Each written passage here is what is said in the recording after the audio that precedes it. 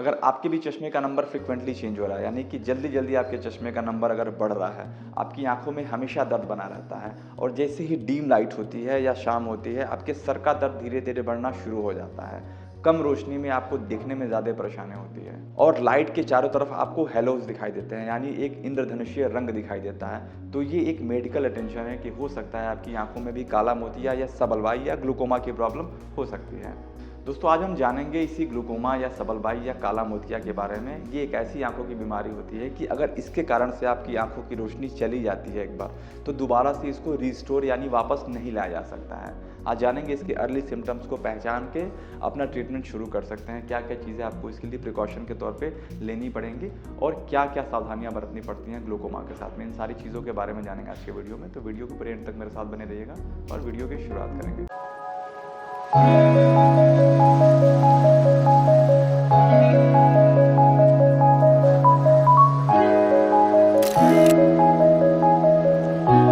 दोस्तों, हमारी आँखों में एक्वस ह्यूमर नाम का एक द्रव्य पदार्थ होता है, एक तरह का लिक्विड जेल होता है, जिसका मेन फंक्शन होता है आँखों के प्रेशर को मेंटेन करना, आँखों के नॉर्मल फंक्शनिंग को मेंटेन करना और आँखों के स्ट्रक्चर को मेंटेन करना होता है। आँखों में इसका फॉर्मेशन होता है इस एक्वस ह्यूमर का और एक ड्रेनेज के थ्रू ये आँखों से बाहर निकलता रहता है। ये पूरा प्रोसेस आँखों में चलता रहता है। अगर किसी कारण से एक्वस ह्यूमर का ड्रेनेज यानी अगर आँखों से वो बाहर नहीं निकल पाती है, तो हमारी आँखों का प्रेशर धीरे-धीरे बढ़ना शुरू हो जाता है। अगर ये प्रेशर लंबे समय तक बना रहता है, तो हमारी आँखों में काला मोतिया या सबलवाई होने के चांसेस बढ़ जाते हैं। ग्लूकोमा नाम की बीमारी होती है, ये सीधा हमारी ऑप्टिक नर्व को ये डैमेज करती है।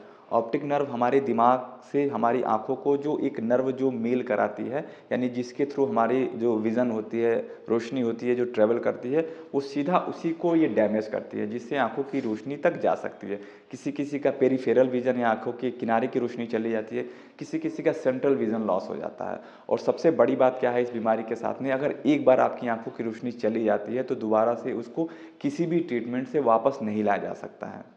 अब जानेंगे कि कौन-कौन से पेशेंट्स या कौन-कौन से लोग इसके सबसे ज़्यादा रिस्क ज़ोन में होते हैं। देखिए, जिनकी एज 40 ईयर से ज़्यादा है, जिनकी फैमिली हिस्ट्री यानी जिनकी फैमिली में किसी को सबलवाई की प्रॉब्लम हो रखी है, ऐसे पेशेंट का रिस्क ज़ोन हमेशा ज़्यादा रहता है।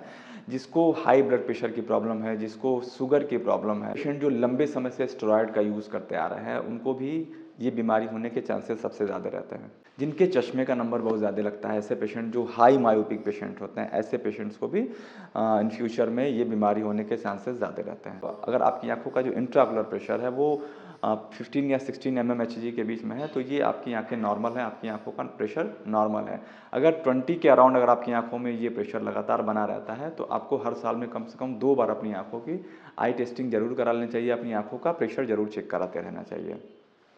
अगर किसी पेशेंट्स का 25 या इससे ज़्यादा हमेशा बना रहता है, तो ये एक अलार्म है कि आपकी आँखों में काला मोतिया या सबलवाई होने के चांसेस ज़्यादा हैं। आपको जल्दी से इसका ट्रीटमेंट शुरू कर देना चाहिए, ताकि आपकी जो बची हुई रोशनी है उसको बचाया जा सके।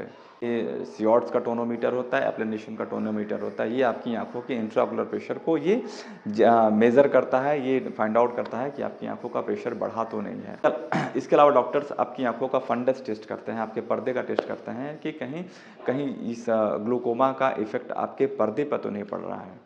ग्लूकोमा के लिए जो दवाएँ यूज़ की जाती हैं, ये आपको पूरी लाइफ़ के लिए यूज़ करनी पड़ सकती हैं, ताकि आपकी आँखों का प्रेशर हमेशा मेंटेन रहे। अगर जिनका दवाओं से मेंटेन नहीं होता है या कवर नहीं हो पाता है, उनके लिए सर्जरी ही बेस्ट ऑप्शन है। सर्जरी से आपकी आँखों के ड्रेनेज सिस्टम को ठीक किया जा सकता है। तो आशा करता हूँ कि अगर आपको कोई से ग्लूकोमा से संबंधित जो भी आपके प्रॉब्लम बनी हुई है या आपके मन में जो भी डाउट है, वो क्लियर हो गया होगा और आपके मन में फिर भी कोई क्वेश्चन बना हुआ है, तो आप मुझसे पूछ सकते हैं कमेंट बॉक्स में। मिलते हैं नए वीडियो में, तब तक के लिए थैंक यू।